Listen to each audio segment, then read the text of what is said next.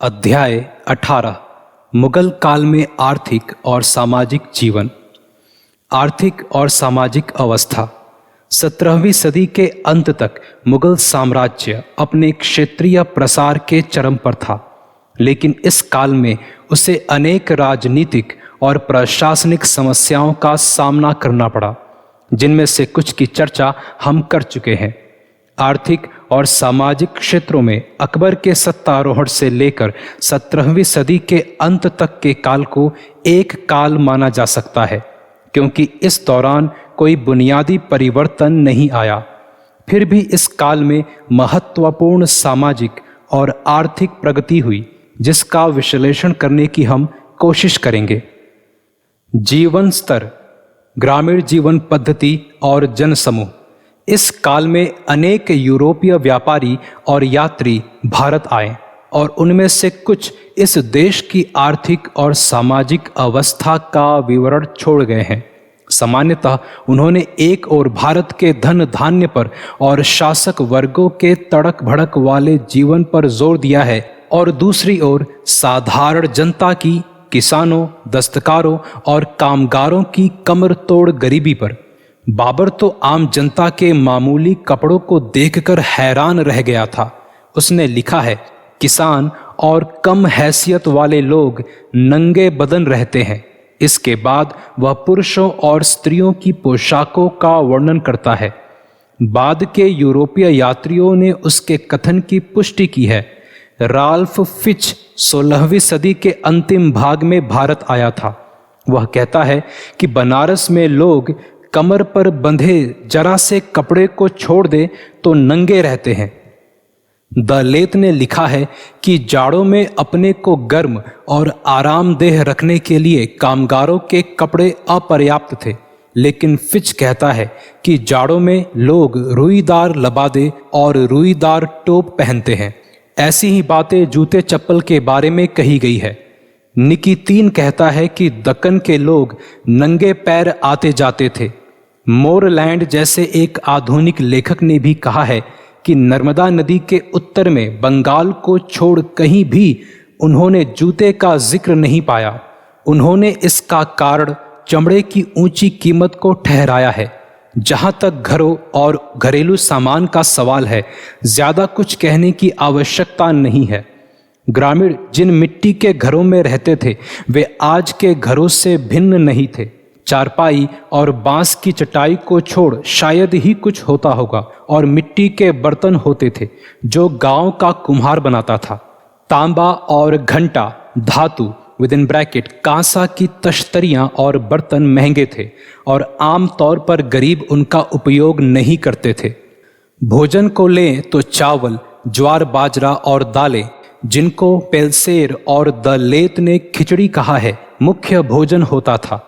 बंगाल में और तटवर्ती क्षेत्रों में मछली खाने का प्रचलन था, और प्रायद्वीप के दक्षिणी भाग में मांस खाया जाता था। उत्तर भारत में गेहूं और खुरदुरे अनाजों की चपातियां और साथ में दालें और हरी सब्जियां आम थी। कहा गया है कि साधारण लोग अपना मुख्य भोजन रात में करते थे और दिन में चना चबैना करते थे।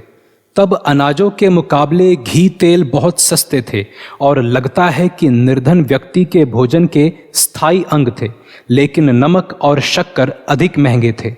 इस तरह लोगों के पास पहनने के लिए कपड़े तो कम थे और जूते बहुत महंगे थे, पर कुल मिलाकर उनका भोजन बेहतर था।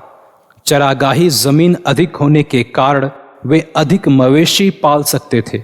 इस तरह दूध और दूध से बनी वस्तुओं की उपलब्धता अधिक रही होगी। जीवन का स्तर अंततः आय और मजदूरी पर निर्भर था। किसानों के विशाल समूह की वास्तविक आय का निश्चय कर सकना कठिन है, क्योंकि गांवों के कारोबार में मुद्रा का प्रयोग शायद ही होता था। गांवों के दस्तकारों की सेवाओं का पारिश्रमिक परंपरा द्वारा निर्धारित ढंग से दाल चावल के रूप में दिया जाता था। किसान की जोत के औसत आकार का हिसाब लगाना कठिन है।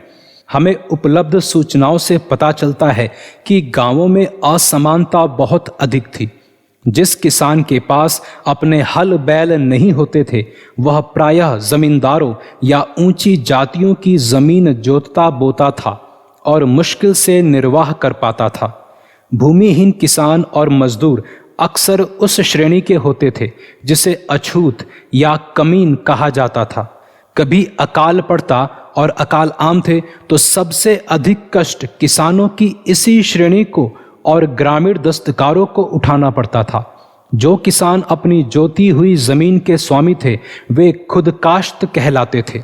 वे परंपरा सम्मत दरों से माल गुजारी देते थे। उनमें से कुछ के पास अनेक हल बैल होते थे जिनको वे अपने गरीब भाइयों, असामियों विद इन ब्रैकेट टेनेंट्स अर्थात मुजारियान को किराए पर देते थे, जो आमतौर पर अधिक दर से माल गुजारी देते थे। इस तरह ग्रामीण समाज बेहद असमान था। खुद काश्त जो गांव के मूल निवासी होने का दावा करते थे, अक्सर एक या अधिक प्रभुत्वशाली जातियों के होते थे। इन जातियों का न सिर्फ ग्रामीण समाज पर वर्चस्व था, वे गरीब या कमजोर वर्गों का भी शोषण करते थे। फिर अक्सर जमींदारों द्वारा उनका भी शोषण किया जाता था। अनुमान लगाया गया है कि 17वीं सदी के आरंभ में भारत की जनसंख्या लगभग 12.5 करोड़ थी।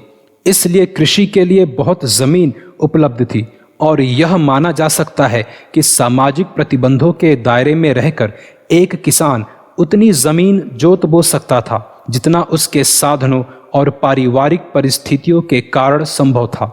एशिया और अफ्रीका के दूसरे अनेक देशों के विपरीत भारत की अर्थव्यवस्था बहुत विविधतापूर्ण थी। यहाँ गेहूं, चावल, चना, जौ, दालों, बाजरा आदि अनेक फसलों की खेती होती थी और उन फसलों की भी जिनका उपयोग वस्तु निर्माण के लिए किया जाता था या जिनका स्थानीय स्तर पर संसाधन किया जा सकता था। ये थे कपास, नील, चाय विद इन ब्रैकेट लाल रंग, गन्ना, तिलहन आदि।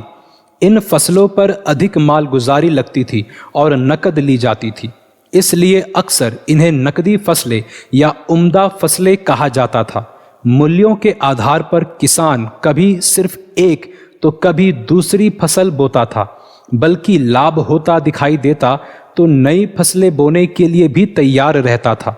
मसलन 17वीं सदी में 2 नई फसलें जुड़ी, तंबाकू और मकई। इस काल में बंगाल में रेशम और टसर की खेती इतनी बढ़ी कि चीन से रेशम मंगाने की आवश्यकता ही नहीं रही।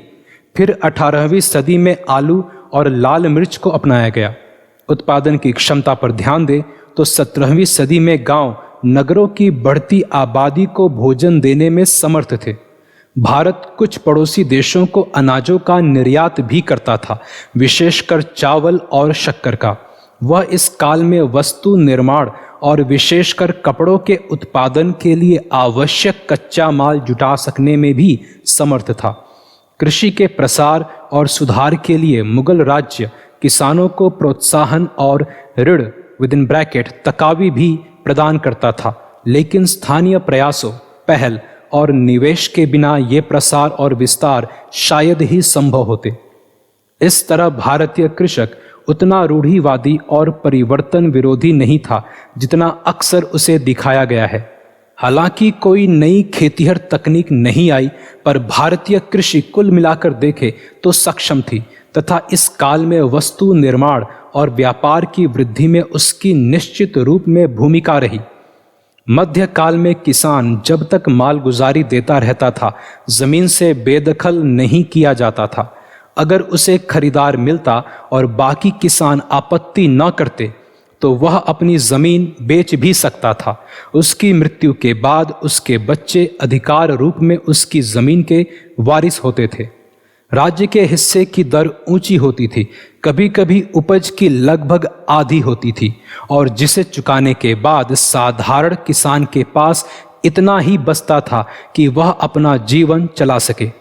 भूमि के सुधार या कृषि के प्रसार के लिए वह किसी निवेश की स्थिति में नहीं होता था। हालांकि किसानों का जीवन कठोर होता था, पर उसके पास खाने को पर्याप्त होता था और उत्पादन व पुनरुत्पादन की मामूली आवश्यकताएं पूरी करने के लिए भी।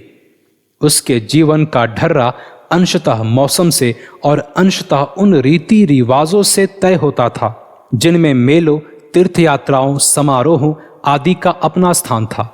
भूमिहीनों की तथा कमीन समेत दस्तकारों के एक वर्ग की दशा और भी कठोर रही होगी, पर सभी किसानों का जीवन स्तर इतना नीचा नहीं था।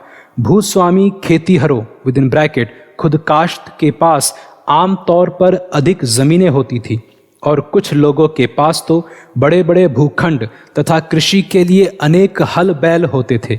वे मुनाफे की शर्तों पर साधारण किसानों (ब्रैकेट मुजारियान) को अपनी जमीनों का एक भाग लगान पर भी दे देते थे। यह वर्ग और जमींदार कृषि के प्रसार और सुधार के लिए पैसा लगा सकते थे और लगाते भी थे। जहाँ तक नगरों का प्रश्न है तो वहाँ सबसे बड़ी आबादी गरीबों की थी। दस्तकारों, नौकरों और दासों, सैनिकों, श्रमजीवियों आदि की। यूरोपीय यात्रियों के अनुसार सबसे कम दर्जे के नौकर का मासिक वेतन 2 रुपए से कम होता था। चाकरों और पियादा सैनिकों में ज्यादातर लोगों का आरंभिक वेतन 3 रुपए मासिक से कम होता था। हिसाब लगाया गया है कि एक व्यक्ति 2 रुपए महीने पर अपना परिवार पाल सकता था। 20वीं सदी के आरंभिक काल के लेखक मोरलैंड ने कहा है कि मुगल काल में कामगारों की वास्तविक मजदूरियों में कुछ ज्यादा फर्क नहीं आया। उनका भोजन अधिक संतुलित था, पर कपड़े, शक्कर आदि अधिक महंगे हो चुके थे। मोरलैंड ने इससे यह निष्कर्ष निकाला कि ब्रिटिश शासन में भारतीय जनता की दशा नहीं बिगड़ी, लेकिन इस विषय को एक अधिक व्यापक संदर्भ में देखना होगा। इस काल में यूरोप में जहां संपत्ति और मजदूरियों में भारी वृद्धि हुई, वहीं ब्रिटिश शासन के अंतर्गत भारत में जीवन स्तर अगर गिरा नहीं तो कुल मिलाकर जड़वत रहा। शासक वर्ग, अमीर वर्ग और जमींदार। भूस्वामी अभिजातों अर्थात जमींदारों समेत अमीर वर्ग मध्यकालीन भारत में वह वर्ग था जिसे शासक वर्ग कह सकते हैं। सामाजिक और आर्थिक दृष्टि से मुगल अमीर वर्ग एक विशेषाधिकार संपन्न वर्ग था। सैद्धांतिक तौर पर मुगल अमीर वर्ग के दरवाजे सबके लिए खुले थे, लेकिन व्यवहार में अभिजात परिवारों के व्यक्तियों को ही यह विशेषाधिकार प्राप्त था, चाहे वे भारतीय हों या विदेशी। आरंभ में अधिकांश मुगल अमीर मुगलों के अपने वतन के थे, तुरान व उसके पड़ोसी क्षेत्रों ताजिकिस्तान, खुरासान, ईरान आदि के। हालांकि बाबर तुर्क था, पर मुगल शासकों ने कभी संकीर्ण नस्ली नीति नहीं अपनाई। बाबर ने अग्रणी अफगान अमीरों को अपनी ओर लाने का प्रयास किया, पर वे अशांत और अविश्वसनीय साबित हुए और जल्द ही दूसरी ओर हो गए। अकबर के शासन काल तक बंगाल और बिहार में मुगलों और अफगानों की खींचतान जारी रही, लेकिन जहांगीर के शासन काल में अफगान भी अमीर वर्ग में शामिल किए जाने लगे। शेखजादा या हिंदुस्तानी कहलाने वाले भारतीय मुसलमानों को भी सेवा में भर्ती किया जाता था। अकबर के शासनकाल से हिंदू भी नियमित आधार पर अमीर वर्ग में शामिल किए जाने लगे। उनमें सबसे बड़ा भाग राजपूतों का था। आरंभ में राजपूतों में भी प्रमुखता कछवाहों की थी। एक आधुनिक गणना के अनुसार अकबर के काल में 1594 में अमीर वर्ग में हिंदुओं का भाग बस 16% के लगभग था, पर ये आंकड़े हिंदुओं के रुतबे और प्रभाव का पर्याप्त संकेत नहीं देते हैं।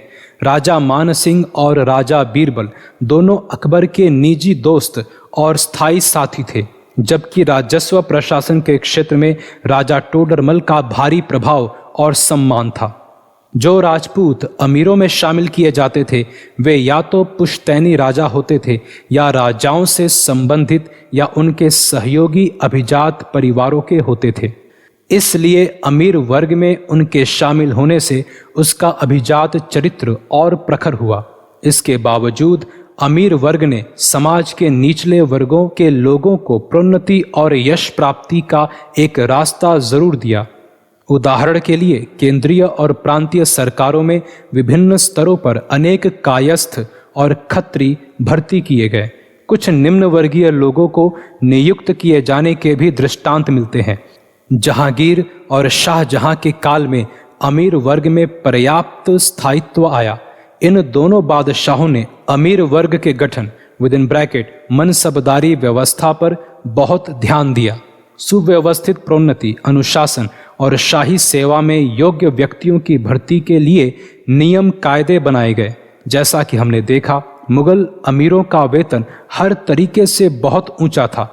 इस चीज़ ने मुगल बादशाहों की उदार धार्मिक नीति ने और भारत की स्थिर राजनीतिक दशाओं ने विदेशों से अनेक प्रतिभाशाली व्यक्तियों को मुगलिया दरबार में खींचा। इस तरह उल्टी दिशा में बुद्धि का दोहन हुआ। मुगल दरबार में नौकरी पाने के लिए भारत में ईरानियों, तुरानियों और दूसरे अन्य के आगमन के आधार पर फ्रांसीसी यात्री बर्नियर ने कहा है कि मुगल अमीर वर्ग में विदेशियों की भरमार थी, जो एक दूसरे को दरबारी सेवा में आने के लिए प्रेरित करते थे। आधुनिक शोधों ने इस वक्तव्य को गलत साबित कर दिया है। जहां प्रतिभाशाली व्यक्तियों का भारत आना जारी रहा और उनमें से अनेक तो मुगलों की सेवा में प्रमुख पदों तक पहुंचे, वहीं वे भारत में ही बस गए और भारत को ही उन्होंने अपना घर बना लिया। इस तरह पहले की तरह मध्यकाल में भी भारत बाहर से आने वालों को आश्रय देता रहा, लेकिन इन आव्रजकों ने अपने आप को तेजी से भारतीय समाज और संस्कृति में ढाल लिया और साथ ही अपनी कुछ विशेषताओं को बचा कर रखा। यही भारतीय संस्कृति की समृद्धि और विविधता का कारण है, जो उसकी अपनी एक विशेषता है। जहांगीर और शाहजहां के काल में अधिकांश अमीर ऐसे थे जिनका जन्म भारत में ही हुआ था। साथ ही अमीरों में अफगानों, भारतीय मुसलमानों हिंदुस्तानियों और हिंदुओं का हिस्सा बढ़ता रहा। इस काल में हिंदुओं का जो नया वर्ग अमीरों में शामिल हुआ वह मराठों का था। जहांगीर यह महसूस करने वाला पहला बादशाह था कि मराठे दक्कन में घटनाओं के केंद्र बिंदु थे और उसने उनको अपनी ओर मिलाने का प्रयास किया। इस नीति को शाहजहां ने भी जारी रखा। जो मराठा सरदार शाहजहां की सेवा में थे, उनमें शिवाजी के पिता शाहजी भी थे। हालांकि जल्द ही वे दूसरी तरफ चले गए। औरंगजेब ने भी अनेक मराठों और दक्कनी मुसलमानों को नौकरी में रखा। मराठों के साथ मुगलों के संबंधों की चर्चा हम आगे चलकर करेंगे। यहाँ ध्यान देने वाली बात यह है कि शाहजहां के काल में अमीर वर्ग में हिंदू लगभग 24% थे, तो औरंगजेब के शासन के उत्तरार्ध में वे लगभग 33% हो गए, यानी उनकी कुल संख्या में 1.5 गुनी वृद्धि हुई। हिंदू अमीरों में मराठों का भाग आधे से अधिक था। हालांकि मुगल अमीरों को ऊंचे वेतन मिलते थे, पर उनके खर्चे भी बहुत अधिक थे। हर अमीर नौकरों चाकरों का एक बड़ा दस्ता, विशाल अस्तबल, हथसाल आदि तथा सभी प्रकार के यातायात के साधन रखता था। उनमें से अनेक के पास स्त्रियों से भरे बड़े हरम होते थे, जो उन दिनों ऊंची स्थिति वालों के लिए सामान्य बात मानी जाती थी। ये अमीर मुगल बादशाहों की नकल करते हुए बेहद तड़क भड़क का जीवन जीते थे। वे फलदार पेड़ों और बहते पानी के बागों वाले सुंदर मकानों में रहते थे। वे सुंदर से सुंदर वस्त्र पहनते थे और भोजन पर भारी रकम खर्च करते थे। एक विवरण के अनुसार अकबर के हर भोजन के समय 40 व्यंजन तैयार किए जाते थे। फलों पर भारी रकम खर्च की जाती थी और समरकंद बुखारा से बेहतरीन फल मंगाए जाते थे। बर्फ, जो अय्याशी की चीज थी, सुविधा भोगी वर्गों द्वारा साल भर इस्तेमाल की जाती थी। आभूषण और हीरे जवाहरात, जिन्हें स्त्री पुरुष दोनों पहनते थे, खर्च की एक और मद थी। जहांगीर ने पुरुषों के कान छिदवाकर कीमती नग पहनने का चलन आरंभ किया। एक सीमा तक आभूषणों को संकट काल के लिए भी जमा करके रखा जाता था। साल में 2 बार बादशाह को दिए जाने वाले उपहार एक और खर्चीला मद था। फिर भी याद रहे कि दिए जाने वाले उपहारों की कीमत व्यक्ति की स्थिति के अनुसार तय की जाती थी। बदले में अमीर भी बादशाह से उपहार पाते थे। उन दिनों जमा करना नहीं बल्कि खर्च करना शासक वर्ग की प्रमुख विशेषता थी और कुछ ही अमीर ऐसे थे जो ऋण मुक्त रहकर अपने बच्चों के लिए भारी धनराशियां छोड़ गए। फिर भी देश के आर्थिक विकास में अमीर वर्ग का प्रत्यक्ष या अप्रत्यक्ष योगदान अवश्य रहा। इस विकास की अनेक दिशाएं थी। अनेक अमीरों ने जमीनें खरीदी या उन्हें बादशाह ने ऐसे स्थानों पर उपहार में जमीनें दी जहां वे बसना और घर बनाना चाहते थे। इन स्थानों पर उन्होंने बाग लगाए या छतदार बाजारों मंडियों का निर्माण कराया, जिससे कि किराए और बिक्री के रूप में उन्हें आय की प्राप्ति हो। उन्होंने व्यापारियों को ब्याज पर धन दिए या व्यापार में भाग लिया, प्रायः व्यापारियों के नाम से या उनके भागीदार बनकर। यहाँ अबुल फजल के एक उद्धरण का उल्लेख किया जा सकता है, जिसमें अबुल फजल ने अमीरों को व्यापारिक गतिविधियों में थोड़ी पूंजी लगाने और लाभदायक उद्यमों में शरीक होने की राय दी थी। हालांकि इस्लामी विधान में सूदखोरी की निंदा की गई है, पर अबुल फजल ने अमीरों से कहा कि ब्याज पर धन देने से वे न हिचके। यह बात समकालीन जीवन मूल्यों को प्रतिबिंबित करती है। उस काल के व्यापारिक उद्यमों में अमीरों के भाग का ठीक ठीक हिसाब लगा सकना आसान नहीं है। कभी कभी कुछ अमीर, बल्कि शहजादे भी, कुछ मालों की खरीद बिक्री बढ़ाने या दस्तकारों और व्यापारियों को अपनी सेवाओं और मालों को सस्ता बेचने पर मजबूर करने के लिए अपने पद का दुरुपयोग करते थे। लेकिन ऐसी मिसालें इतनी अधिक न थी कि व्यापार, वाणिज्य और दस्तकारों के उत्पादन पर गंभीर प्रभाव पड़ता। सूरत के एक अंग्रेज फैक्टर ने 1614 में कहा था कि छोटे बड़े सभी लोग व्यापारी हैं। शाहजादों या शाहजादियों और बेगमों समेत शाही परिवार के सदस्य भी न सिर्फ विदेशी जहाज़ों पर माल भेजते और मंगवाते थे, बल्कि व्यापार के लिए जहाज भी खरीदते थे। औरंगजेब के काल के अग्रणी अमीर मीर जुमला के पास जहाज़ों का एक बेड़ा था, जो फारस, अरब और दक्षिण पूर्व एशियाई देशों से लंबा चौड़ा व्यापार चलाता था। व्यापार से धन पाने का लोभ इतना बढ़ चुका था कि औरंगजेब के मुख्य काजी तक के अच्छे खासे व्यापारिक उद्यम थे, जिनको वह बादशाह से छिपाए रखने की कोशिश करता था। इस तरह मुगल अमीरों की कई असामान्य विशेषताएं थीं। अक्सर नस्ली आधार पर विभाजित होते हुए भी वे विभिन्न क्षेत्रों और धर्मों का प्रतिनिधित्व करने वाले एक सुगठित शासक वर्ग के सदस्य थे। इस वर्ग ने चित्रकारों, संगीतकारों, कवियों फारसी और हिंदवी दोनों और विद्वानों को संरक्षण देकर एक समन्वित संस्कृति को बढ़ावा देने का प्रयास किया। यद्यपि मुगल अमीर वर्ग का चरित्र मूलतः सामंती था, क्योंकि भूमि उसकी आय का प्रमुख स्रोत थी, फिर भी उसमें नौकरशाही तत्वों की अनेक विशेषताएं विकसित हुईं। वह अधिकाधिक व्यापारमुखी और धन प्रेमी भी बनता गया। इस तरह मुगल राज्य और शासक वर्ग भारत के आर्थिक विकास में बाधक नहीं रहे। यह विकास अपने आप में क्या भारत को पूंजीवाद की ओर ले जा सकता था, यह मात्र अनुमान का विषय है जिसमें हम नहीं पड़ेंगे। हमारा मुख्य सरोकार यह देखना है कि इस काल में अर्थव्यवस्था की बराबर वृद्धि हो रही थी या नहीं, और विकास की दिशा क्या थी। 17वीं सदी में अमीर वर्ग की संख्या में तीव्र वृद्धि, विभिन्न समूहों, व्यक्तियों और वर्गों के आपसी तनाव और जागीरदारी व्यवस्था के कार्यकलाप के संकट ने औरंगजेब और उसके उत्तराधिकारियों के शासनकाल में अमीर वर्ग के अनुशासन और कामकाज पर प्रतिकूल प्रभाव डाला। बाद के एक अध्याय में इनमें से कुछ पक्षों की चर्चा और भी विस्तार से की जाएगी। जमींदार और ग्रामीण अभिजात। अबुल फजल और दूसरे समकालीन लेखकों की रचनाओं से स्पष्ट है कि भूमि का वैयक्तिक स्वामित्व भारत में बहुत पुराना है। भूमि के स्वामित्व का अधिकार मुख्यतः वंश पर आधारित था, लेकिन भूमि के स्वामित्व के नए अधिकार बराबर पैदा होते रहते थे।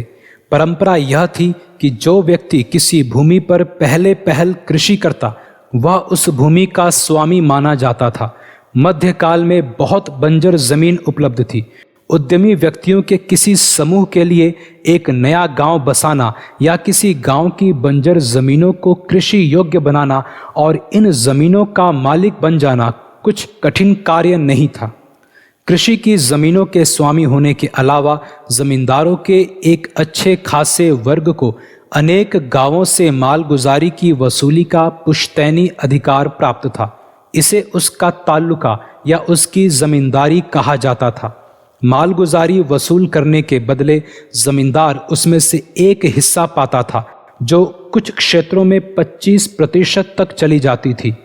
जमींदार अपनी जमींदारी में आने वाली सभी जमीनों का स्वामी नहीं होता था।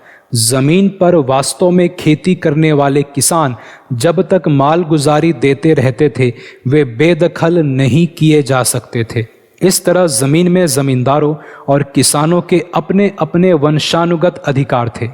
जमींदारों के ऊपर राजा होते थे, जो छोटे बड़े भूखंडों के स्वामी होते थे तथा उन्हें कम या अधिक आंतरिक स्वायत्तता प्राप्त होती थी। इन राजाओं की अधीनता की स्थिति पर जोर देने के लिए फारसी लेखकों ने उन्हें भी जमींदार कहा है, पर उनकी स्थिति मालगुजारी वसूल करने वाले जमींदारों से ऊपर थी। इस तरह ग्रामीण समाज समेत मध्यकालीन समाज अत्यधिक खंडित अथवा सोपानबद्ध था। जमींदारों, राजाओं और सरदारों के अपने अपने सैनिक दल होते थे और वे गढ़ियों में रहते थे, जो उनका शरण स्थल और उनकी ऊंची स्थिति का प्रतीक दोनों होती थी। मध्यकालीन स्रोतों में जमींदार कहलाने वाले इन वर्गों की मिलीजुली संख्या खासी बड़ी थी।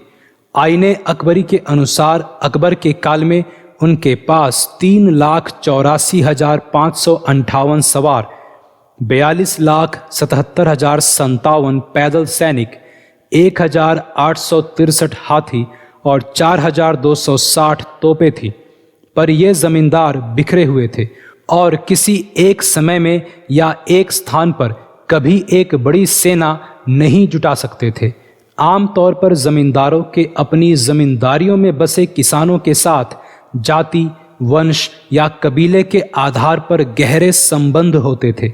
भूमि की उत्पादकता से संबंधित उनके पास खासी स्थानीय जानकारियां भी होती थी। जमींदार वर्ग बहुसंख्य और शक्तिशाली था तथा ये पूरे देश में देशमुख, पाटिल, नायक आदि विभिन्न नामों से पाए जाते थे। इस तरह किसी भी केंद्रीय सत्ता के लिए उनको उपेक्षित करना या विमुख करना संभव नहीं था। जमींदारों के जीवन स्तर के बारे में कुछ भी कह सकना कठिन है। अमीरों की तुलना में उनकी आय सीमित थी। छोटे जमींदारों का जीवन तो कमोबेश किसानों जैसा ही रहा होगा, लेकिन बड़े जमींदारों का जीवन स्तर छोटे राजाओं और अमीरों के आसपास रहा होगा। अधिकांश जमींदार देहातों में रहते थे तथा एक प्रकार के ढीले ढाले बिखरे हुए स्थानीय अभिजात थे।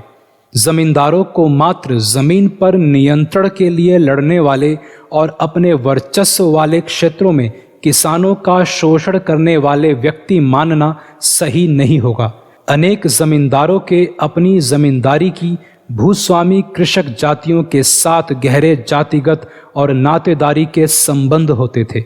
ये जमींदार सामाजिक मानदंड ही तय नहीं करते थे, बल्कि नए गांव बसाने या कृषि का प्रसार और सुधार करने के लिए पूंजी और संगठन भी प्रदान करते थे। मध्यवर्ती तबका। मध्यकालीन भारत में कोई मध्य वर्ग था या नहीं, इस पर काफी बहस हो चुकी है। बर्नियर कहता है कि भारत में कोई मध्य स्थिति नहीं थी। एक व्यक्ति या तो बेहद अमीर होता था या फटे हाल जीता था, लेकिन इस कथन से सहमत होना संभव नहीं है। अगर मध्य वर्ग का अर्थ व्यापारी और दुकानदार लें तो भारत में धनी व्यापारियों और सौदागरों का एक बड़ा वर्ग मौजूद था और उनमें से कुछ तो उन दिनों संसार के सबसे धनी सौदागरों में गिने जाते थे। इन सौदागरों को परंपरा सम्मत अधिकार भी प्राप्त थे, जैसे जान माल की सुरक्षा का अधिकार, पर उन्हें किसी नगर के प्रशासन का अधिकार नहीं था। यूरोप में सौदागरों ने विशेष परिस्थितियों में ऐसे अधिकार प्राप्त किए थे, साथ ही जब कभी विशाल क्षेत्रों वाले मजबूत राज्यों का उदय होता था, जैसा कि फ्रांस और ब्रिटेन में हुआ, तो इन अधिकारों में काट छांट भी हो जाती थी। अगर मध्य वर्ग का अर्थ ऐसा समूह है जिसका जीवन स्तर अमीरों और गरीबों के बीच का था, तो मुगल भारत में ऐसे बड़े बड़े समूह मौजूद थे। इनमें छोटे मनसबदार, मामूली दुकानदार शामिल थे और उस्ताद कारीगरों का एक छोटा सा मगर महत्वपूर्ण समूह भी शामिल था। इसमें पेशेवर वर्ग भी शामिल था। हकीम, अग्रणी संगीतकार और कलाकार, इतिहासकार, विद्वान, काजी और धर्मशास्त्री तथा विशालकाय और उदीयमान मुगल प्रशासन तंत्र को चलाने वाले छोटे कारिंदे या कलम नवीसों की एक बड़ी तादाद। छोटे हाकिमों को आम तौर पर नकद वेतन दिया जाता था और वे भ्रष्ट उपायों से अपनी आय को थोड़ा सा बढ़ा लेते थे। बहुत से व्यक्तियों को निर्वाह के लिए जमीन के छोटे छोटे टुकड़े दे दिए जाते थे, विशेषकर विद्वानों और धर्माचार्यों आदि को। ऐसे भूमिदान को मुगल शब्दावली में मदद ए माश और राजस्थान में शासन कहते थे। मुगल बादशाह के अलावा स्थानीय शासक और जमींदार भी, यहाँ तक कि अमीर भी ऐसे दान देते थे। हालांकि हर शासक द्वारा इन दानों का नवीनीकरण आवश्यक था, पर व्यवहार में वे अक्सर पुश्तैनी हो जाते थे।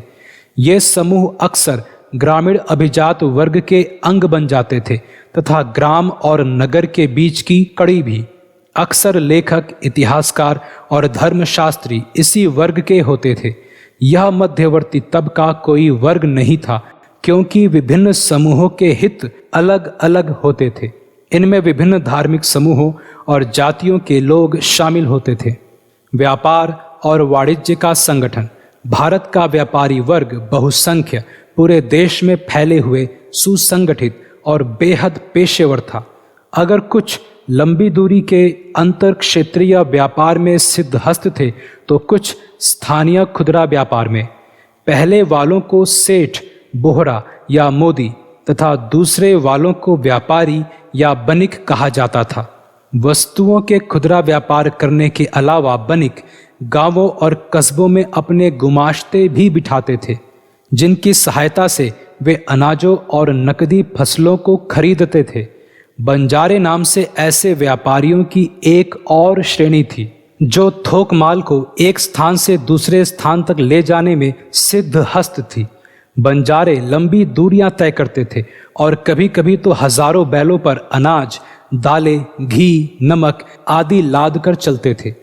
कपड़े, रेशम आदि अधिक कीमती वस्तुओं को ऊंटों या खच्चरों या गाड़ियों पर लादा जाता था, लेकिन नदियों के रास्ते नावों पर भारी मालों की ढुलाई सस्ती पड़ती थी। जल मार्गों के रास्ते नावों पर यातायात और समुद्र तटों के किनारे किनारे व्यापार आज की अपेक्षा अधिक विकसित थे। खाद्य पदार्थों और अनेक प्रकार के कपड़ों का व्यापार इस काल के अंतर क्षेत्रीय व्यापार की सबसे महत्वपूर्ण वस्तुएं थी। बंगाल शक्कर और चावल का तथा मलमल और रेशम के वस्त्रों का भी निर्यात करता था।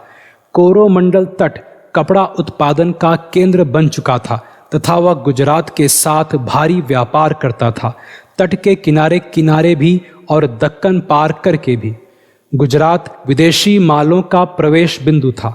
वह उत्तर भारत को बारीक कपड़े और रेशम (पटोला) भेजता था। बुरहानपुर और आगरा उत्तर भारत में व्यापार के दो प्रमुख केंद्र थे। वहां बंगाल से अनाज और रेशम तथा मालाबार से काली मिर्च भी पहुंचती थी। उत्तर भारत विलासिता की वस्तुओं का आयात करता था और नील व अनाजों का निर्यात करता था। हस्तशिल्प उत्पादन का एक और केंद्र लाहौर था। वह कश्मीर में बनी विलासिता की वस्तुओं, शालों, कालीनों आदि का वितरण केंद्र भी था। पंजाब और सिंध के माल सिंधु नदी के रास्ते बाहर भेजे जाते थे। लाहौर का एक ओर काबुल और कंदहार के साथ और दूसरी ओर दिल्ली और आगरा के साथ घनिष्ठ व्यापारिक संबंध था। इस तरह हम देखते हैं कि भारत का अंतर क्षेत्रीय व्यापार सिर्फ विलासिता की वस्तुओं को लेकर नहीं था, इन मालों की आवाजाही एक पेचीदा तंत्र के जरिए होती थी जो थोक व्यापारियों को सौदागरों से, फिर नीचे की ओर गुमाश्तों विद इन ब्रैकेट एजेंटों और कमीशन खोरों विद इन ब्रैकेट दलालों के जरिए क्षेत्रीय और स्थानीय स्तर से जोड़ती थी। 17वीं सदी में जो डच और अंग्रेज व्यापारी गुजरात आए, उन्होंने भारतीय व्यापारियों को सक्रिय और जागरूक पाया। अंदरूनी खबरों के लिए जमकर मुकाबला चलता था और देश के किसी भाग में वस्तुओं की जब मांग पैदा होती थी तो उसे तेजी से पूरा किया जाता था। मालों के यातायात को एक ऐसी वित्तीय व्यवस्था के विकास से भी बढ़ावा मिला जिसके कारण देश के एक से दूसरे भाग में मुद्रा का आसानी से भेजा जाना संभव था। यह काम हुंडियों के जरिए किया जाता था। हुंडी एक साख पत्र होती थी जिसकी एक विशेष अवधि बीतने पर बट्टा काट कर अदायगी की जाती थी। हुंडियों में प्रायः बीमा भी शामिल होता था जो मालों के मूल्य, मंजिल, यातायात के साधन, स्थल, नदी या समुद्र आदि के आधार पर अलग अलग दरों से वसूल किया जाता था। जो सर्राफ मुद्रा के विनिमय में सिद्धहस्त थे वे ही हुंडियों का कारोबार भी करते थे। इस प्रक्रिया में वे निजी बैंकों की तरह भी काम करते थे। वे अमीरों की जमा राशियां रखते और उसे उधार पर चलाते थे। हुंडियों के द्वारा वे साख यानी क्रेडिट पैदा करते थे जो परिचालन में मुद्रा की कमी को पूरा करता था, क्योंकि सौदागर अपनी मंजिल पर माल बेचने के बाद अपनी हुंडी को भुना सकता था। इस तरह मुद्रा की आवाजाही में, जो हमेशा जोखिम से भरी होती थी, कमी आई। वीरजी वोहरा जैसे धनी व्यापारियों ने भारत के विभिन्न भागों में तथा पश्चिम व दक्षिण पूर्व एशिया में भी अपनी कोठियां कायम कर ली। तब हुंडियों की व्यवस्था और भी अच्छी हो गई। भारत का व्यापारी समुदाय किसी एक जाति या धर्म का नहीं था। गुजराती सौदागरों में हिंदू, जैन और मुस्लिम, जो अधिकतर बोहरे थे, शामिल थे। राजस्थान में ओसवालों, माहेश्वरियों और अग्रवालों को मारवाड़ी कहा जाने लगा। पश्चिम एशिया से स्थलीय व्यापार मुल्तानियों, अफगानों और खत्रियों के हाथों में था। 18वीं सदी में मारवाड़ी महाराष्ट्र और बंगाल तक फैल गए। कोरोमंडल तट के Chetty with in bracket Shetty और मलाबार के मुस्लिम व्यापारी भारतीय और अरब दोनों दक्षिण भारत के सबसे महत्वपूर्ण व्यापारी समुदाय थे। भारत के व्यापारी समुदाय में विशेषकर बंदरगाही नगरों में कुछ सबसे धनी व्यापारी भी थे जिनकी धन और शक्ति की तुलना यूरोप के सौदागर राजाओं से की जा सकती थी। उदाहरण के लिए सूरत के व्यापार पर अनेक दशकों तक वीरजी वोहरा का वर्चस्व रहा। उसके पास जहाज़ों का एक भारी बेड़ा था और उसे अपने समय के सबसे धनी लोगों में गिना जाता था। 1718 में अपनी मृत्यु के पश्चात अब्दुल गफूर बोहरा अपने पीछे 55 लाख रुपए नकद और माल असबाब तथा 17 समुद्रगामी जहाज़ों का एक बेड़ा छोड़ गया था। इसी तरह कोरोमंडल तट के मलय चेट्टी, काशी वीरन्ना और सूचा रामा चेट्टी बेहद धनी समझे जाते थे तथा भारत और विदेशों में उनके लंबे चौड़े कारोबार थे। Agra, Delhi, Balasore with in bracket Orissa और बंगाल में भी अनेक धनी सौदागर थे। इनमें से कुछ सौदागर तो तड़क भड़क का जीवन जीते थे और चाल ढाल में अमीरों की नकल करते थे। यूरोपीय यात्रियों ने ऐसे फैलावदार और मजबूत मकानों का उल्लेख किया है जिनमें दिल्ली और आगरा के धनी सौदागर रहते थे, लेकिन मामूली व्यापारी अपनी दुकानों के ऊपर बने मकानों में रहते थे। फ्रांसीसी यात्री बर्नियर कहता है कि व्यापारी अपने को गरीब जताते रहते थे क्योंकि उन्हें इस बात का डर था कि उनको भीगा स्पंज मानकर उनकी दौलत निचोड़ ली जाएगी। यह बात पूरी तरह सच नहीं लगती। शेर शाह के समय से ही बादशाहों ने व्यापारियों की संपत्ति की रक्षा के लिए अनेक कानून बनाए थे। शेर शाह के कानून जगत प्रसिद्ध हैं। जहांगीर के कानूनों की एक धारा यह थी कि यदि किसी व्यक्ति, चाहे वह काफिर हो या मुसलमान, की मृत्यु हो जाए तो उसकी संपत्ति और माल असबाब उसके उत्तराधिकारियों के लिए सुरक्षित रखा जाए और कोई उन्हें हाथ न लगाए। अगर उसका कोई वारिस न हो तो उस संपत्ति की रक्षा के लिए निरीक्षक और अलग से संरक्षक नियुक्त किए जाएं, ताकि उसे वैध ढंग से खर्च किया जा सके, जैसे मस्जिदों और सरायों का निर्माण, टूटे पुलों की मरम्मत और तालाबों कुओं की खुदाई पर। लेकिन स्थानीय अधिकारी अपनी शक्ति का दुरुपयोग व्यापारियों को परेशान करने के लिए भी कर सकते थे। व्यापारियों की संपत्ति कुछ परेशानियों के बावजूद आमतौर पर सुरक्षित रहती थी। यातायात के साधन सस्ते और उनकी आवश्यकताओं के लिए पर्याप्त थे। कुछ यूरोपीय यात्रियों की शिकायतों के बावजूद सड़कों पर संतोषजनक सुरक्षा थी और बीमे की व्यवस्था थी।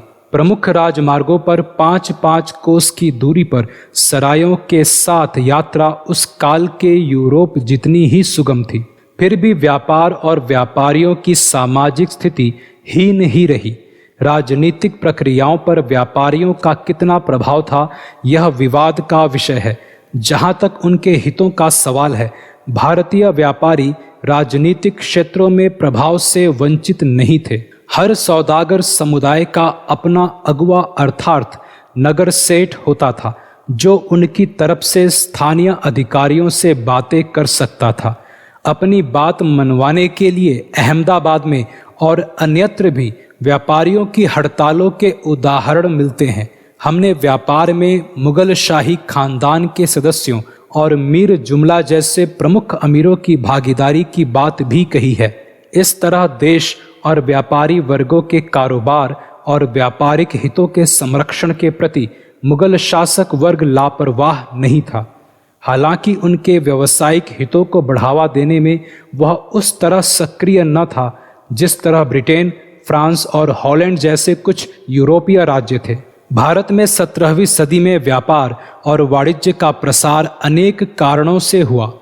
मुगल शासन में देश का राजनीतिक एकीकरण तथा एक विशाल क्षेत्र में कानून व्यवस्था की स्थापना इसका एक महत्वपूर्ण कारण था। मुगलों ने सड़कों और सरायों पर ध्यान दिया, जिससे संचार आसान हुआ। वस्तुओं पर एक समान कर लगाया गया, जिसे साम्राज्य में प्रवेश के स्थान पर वसूला जाता था।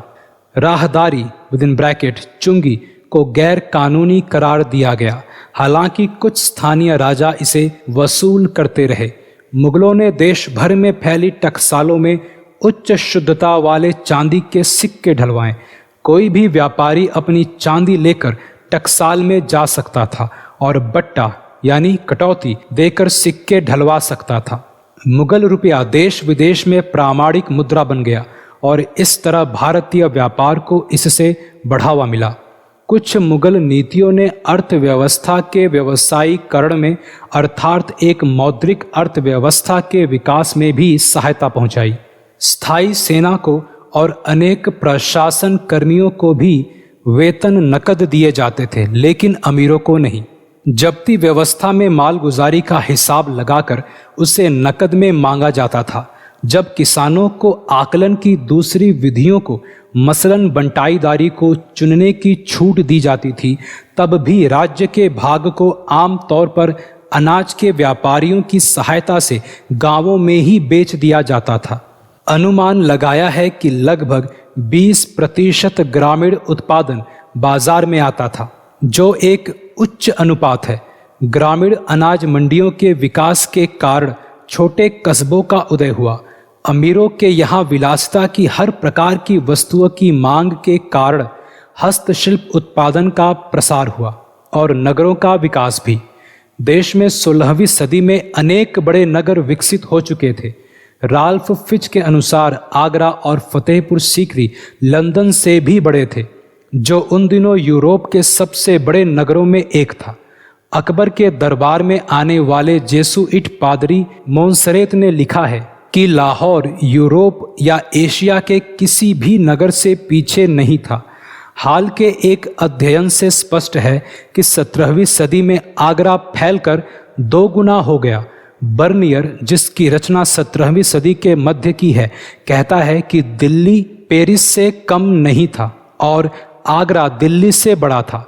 इस काल में पश्चिम में अहमदनगर और बुरहानपुर, उत्तर पश्चिम में मुल्तान तथा पूरब में पटना, राजमहल और ढाका बढ़कर बड़े बड़े नगर बन गए। अहमदाबाद लंदन और उसके उपनगरों जितना बड़ा था तथा पटना की आबादी 2 लाख थी, जो उन दिनों के हिसाब से एक बड़ी संख्या थी।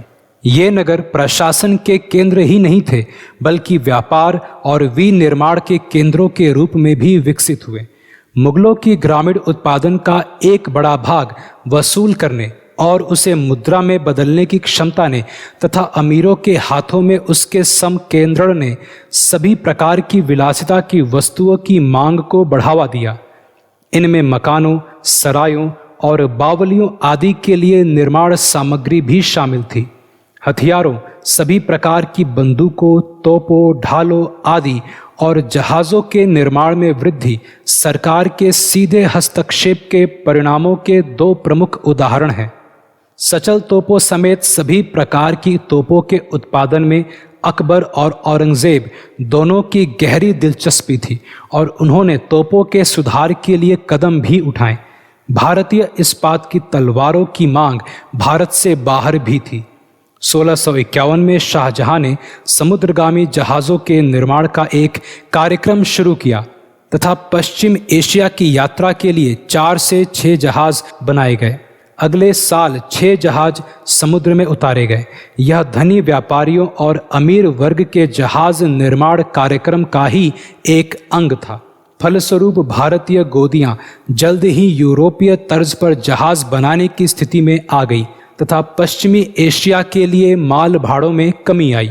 विदेश व्यापार और यूरोपीय व्यापारी, हम पहले ही कह चुके हैं कि ऐसी अनेक बंदरगाहें थी और नगर थे जहां से बाहरी दुनिया के साथ भारत का जमकर व्यापार चलता रहता था।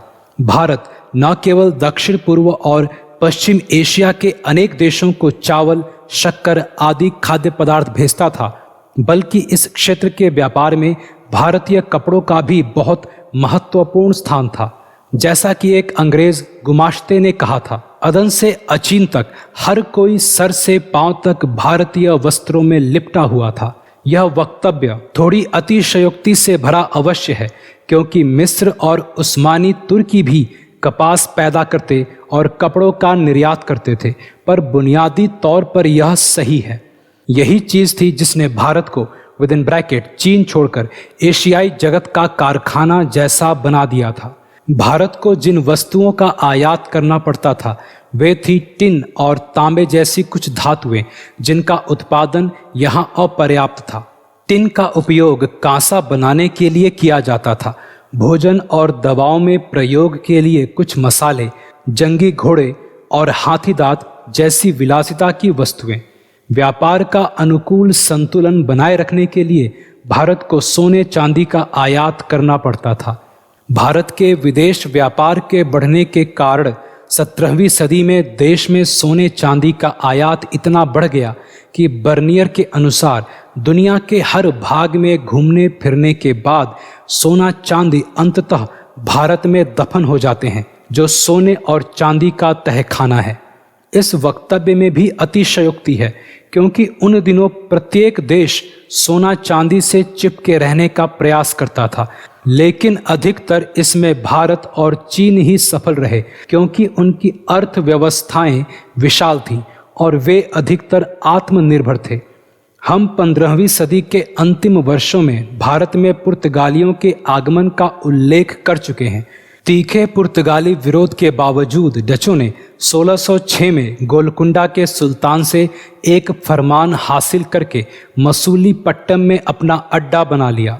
उन्होंने मसाला द्वीपों विद इन ब्रैकेट जावा और सुमात्रा में भी पैर जमा लिए, जिसके चलते 1610 तक वे मसालों के व्यापार पर हावी हो चुके थे।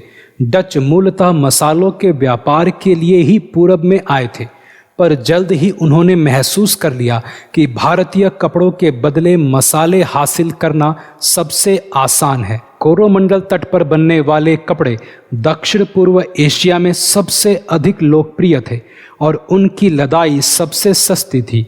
इसलिए डच मसूलीपट्टनम से दक्षिण में कोरोमंडल तट की ओर बढ़े। उन्होंने स्थानीय शासक से पुलिकट हासिल करके उसे अपनी कार्यवाहियों का आधार बना लिया। डचों की तरह अंग्रेज भी मसालों के व्यापार के लिए पूरब में आए, लेकिन जब उनका सामना डचों की दुश्मनी से हुआ, जिनके पास अधिक संसाधन थे और जो मसाला द्वीपों में पहले ही पैर जमा चुके थे, तो अंग्रेजों ने भारत पर ही अपना ध्यान केंद्रित किया।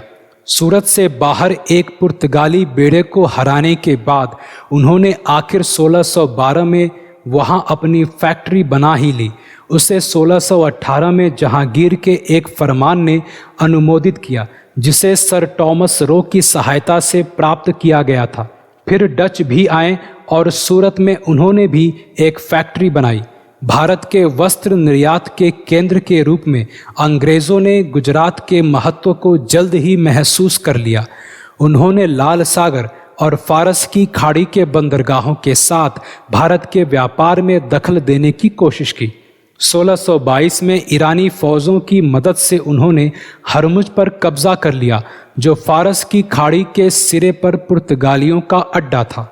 इस तरह 17वीं सदी की पहली चौथाई तक भारतीय व्यापार में डच और अंग्रेज दोनों पैर जमा चुके थे और समुद्र पर पुर्तगालियों का नियंत्रण हमेशा के लिए समाप्त हो चुका था। पुर्तगाली गोवा में बने रहे तथा दमन और दीव में भी, लेकिन भारत के विदेश व्यापार में उनकी भागीदारी लगातार कम होती गई। हाल के अनुसंधानों से पता चला है कि समुद्र पर अपने वर्चस्व के बावजूद यूरोप वाले एशियाई व्यापार से भारतीय व्यापारियों को कभी बाहर न निकाल सके। वास्तव में भारत के किसी भी भाग, गुजरात, कोरोमंडल या बंगाल के साथ व्यापार में यूरोपीय कंपनियों का भाग भारत के विदेश व्यापार का केवल एक छोटा हिस्सा ही रहा। भारतीय व्यापारी अगर अपने को कायम रख सके तो इसके अनेक कारण थे। जहां तक कपड़ा व्यापार का सवाल था, तो भारतीय व्यापारी घरेलू और विदेशी बाजार दोनों को बेहतर जानते थे। भारतीय कम मुनाफे पर 10 से 15% पर भी काम करने को तैयार रहते थे, जबकि ऊपरी लागत, फैक्ट्रियों की लागत, जंगी जहाज़ों आदि के खर्च पूरे करने के लिए डच न्यूनतम 40 से 50% मुनाफे को आवश्यक मानते थे। अंग्रेजों का दृष्टिकोण भी ऐसा ही रहा होगा। डचों और अंग्रेजों ने यह देखा कि मुगल सरकार और भारतीय व्यापारियों के सहयोग के बिना वे भारत में व्यापार नहीं कर सकते थे, बल्कि अपनी फैक्ट्रियों में काम करने वालों को रोटी तक नहीं खिला सकते थे। इन कारणों से और अपने कामकाज की लागत कम करने के लिए वे भारतीय सौदागरों के मालों को अपने जहाज़ों पर लादने लगे। साथ ही भारतीय जहाजरानी की भी वृद्धि हुई। सूरत में सदी के मध्य में अगर लगभग 50 जहाज थे, जिनमें से अनेक तो मजबूत बने थे, तो सदी के अंत तक उनकी संख्या बढ़कर कम से कम 112 हो चुकी थी। यह भारत के विदेश व्यापार और घरेलू विनिर्माण की वृद्धि का एक और सूचक था।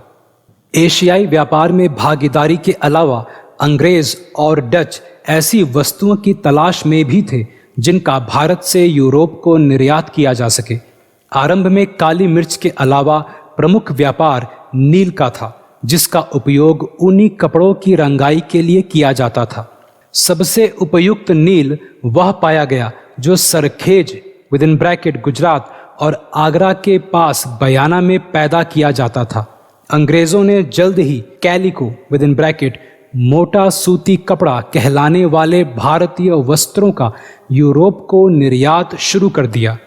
आरंभ में गुजरात का कपड़ा इसके लिए पर्याप्त था, लेकिन मांग बढ़ी तो अंग्रेजों ने आगरा और उसके आसपास उत्पादित कपड़ों को हासिल करने की कोशिश शुरू कर दी, पर यह भी काफी नहीं रहा। इसलिए उन्होंने कोरोमंडल को आपूर्ति के वैकल्पिक स्रोत के रूप में विकसित किया। 1640 तक कोरोमंडल का निर्यात गुजरात के निर्यात के बराबर हो चुका था और 1660 तक गुजरात से 3 गुना हो गया। मसूलीपट्टनम और फोर्ट सेंट जॉर्ज, जो बाद में मद्रास के रूप में विकसित हुआ, इस व्यापार के प्रमुख बंदरगाह थे। डच भी इस नए उद्यम में अंग्रेजों के साथ शामिल होकर कोरोमंडल से मोटे कपड़े और नील का निर्यात करने लगे। अंग्रेजों ने सिंधु नदी के मुहाने पर स्थित लहरी बंदर को भी खंगाला, जो सिंधु नदी के रास्ते होने वाले यातायात के साथ मुल्तान और लाहौर की पैदावार को खींच सकता था। पर वह व्यापार गुजरात के व्यापार के आगे गौड़ ही रहा। इससे अधिक महत्वपूर्ण उनके बंगाल और उड़ीसा के व्यापार के विकास संबंधी प्रयास थे। पूर्वी बंगाल में पुर्तगाली और माघ लुटेरों की सरगर्मियों से इस विकास की गति धीमी रही, लेकिन 1650 तक अंग्रेज हुगली के किनारे और बालासोर उड़ीसा में पैर जमा चुके थे और वहां के कपड़ों के अलावा कच्चे रेशम और शक्कर का निर्यात करने लगे थे। एक और मद का विकास भी हुआ। यह था शोरे का निर्यात, जो बारूद के यूरोपीय स्रोतों का पूरक बन गया। उसे यूरोपगामी जहाज़ों में स्थिरक बैलास्ट के रूप में भी प्रयुक्त किया जाता था। सबसे अच्छी किस्म का शोरा बिहार में पाया जाता था। पूर्वी क्षेत्रों के निर्यात तेजी से बढ़े तथा सदी के अंत तक मूल्य के एतबार से वे कोरोमंडल के निर्यात के बराबर हो चुके थे। इस तरह डच और अंग्रेज कंपनियों ने भारतीय वस्तुओं के निर्यात के लिए नए बाजार खोले। 17वीं सदी की आखिरी चौथाई तक भारतीय वस्त्र इंग्लैंड में धूम मचाने लगे थे। जैसा कि एक अंग्रेज प्रेक्षक ने लिखा है, चाहे स्त्रियों के वस्त्रों से संबंधित हो या हमारे घरों के फर्नीचर से, लगभग हर ऐसी चीज जो लकड़ी या रेशम की बनी होती थी भारतीय व्यापार द्वारा प्रदान की जाती थी। इंग्लैंड में इस स्थिति के खिलाफ प्रतिक्रिया होने के फलस्वरूप 1701 में फारस, चीन या ईस्ट इंडीज अर्थात भारत के सभी चित्रित, रंगे हुए, छपे हुए या दाग बनाए हुए सूती कपड़ों पर प्रतिबंध लगा दिया गया, लेकिन इनका और दूसरे दंडनीय विधानों का प्रभाव कम ही पड़ा। छपे हुए कपड़े की जगह सफेद भारतीय सूती कपड़ों का आयात, जो 1701 में बढ़कर 9.5 लाख थान था, 1719 तक उछलकर 20 लाख थान तक जा पहुंचा। हालांकि 17वीं सदी के उत्तरार्ध और 18वीं सदी के आरंभिक भाग में यूरोप के साथ भारत का व्यापार तेजी से बढ़ा, पर अंतर एशियाई व्यापार अभी भी बहुत अधिक लाभदायक था। उदाहरण के लिए अनुमान लगाया गया है कि मसालों के समूचे उत्पादन का केवल 14% यूरोप जाता था और उनकी सबसे अधिक खपत भारत और चीन में थी। 17वीं सदी में पश्चिम एशिया और पूर्वी अफ्रीका के लिए भारतीय कपड़ों का निर्यात भी बढ़ा। व्यापार की एक नई मद कहवा यानी कॉफी थी, जो यमन दक्षिणी अरब में पैदा की जाती थी। लाहौर और मुल्तान भारत के स्थलीय व्यापार के प्रमुख केंद्र थे। कहा गया है कि ईरान के विभिन्न भागों में व्यापारियों का एक बड़ा समूह बसा हुआ था, जिनकी संख्या 10,000 थी। ईरान से वे बुखारा और समरकंद तक और दक्षिणी रूस तक भी फैल गए। इस तरह बाकू और वोल्गा नदी के मुहाने पर स्थित आस्त्राखान में उन भारतीय व्यापारियों की एक बड़ी सी बस्ती थी जो मास्को के साथ व्यापार करते थे। यारकंद और खोतान आधुनिक सिनकियांग में भी भारतीय व्यापारियों की बस्तियां थी, जो पंजाब से कश्मीर और लद्दाख के रास्ते चीन के साथ व्यापार करने में सहायक थी। सफवी साम्राज्य और फिर मुगल साम्राज्य के विघटन के बाद ही इस स्थलीय व्यापार का पतन हुआ। भारत के विदेश व्यापार की वृद्धि, देश में सोने चांदी की आमद और तेजी से बढ़ रहे यूरोपीय बाजारों के साथ भारत के घनिष्ठतर संबंधों के अनेक महत्वपूर्ण परिणाम निकले। जहां भारतीय व्यापार की वृद्धि हुई, वहीं देश में सोने चांदी की आमद और भी तेज रही। फलस्वरूप 17वीं सदी के पूर्वार्ध में कीमतें लगभग दोगुनी हो गई। समाज के विभिन्न वर्गों पर इस मूल्य वृद्धि के प्रभाव का विस्तृत अध्ययन अभी होना है।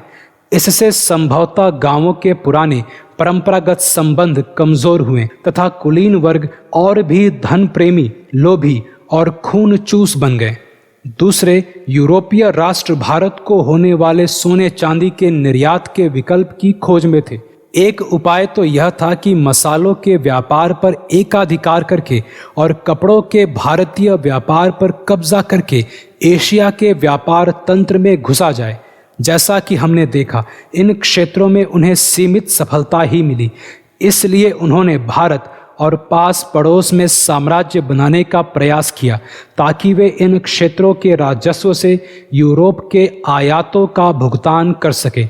डच जावा और सुमात्रा को जीतने में सफल रहे, पर सफलता की कुंजी भारत था। भारत विजय के लिए अंग्रेजों और फ्रांसीसियों दोनों ने कोशिश की, लेकिन पहले मुगल शासन और फिर सुयोग्य सूबेदारों के अंतर्गत भारत जब तक मजबूत और एकजुट रहा, वे सफल नहीं हो सके। उन्हें सफलता तभी मिली जब आंतरिक और बाह्य कारणों ने इन राज्यों को भी कमजोर कर दिया।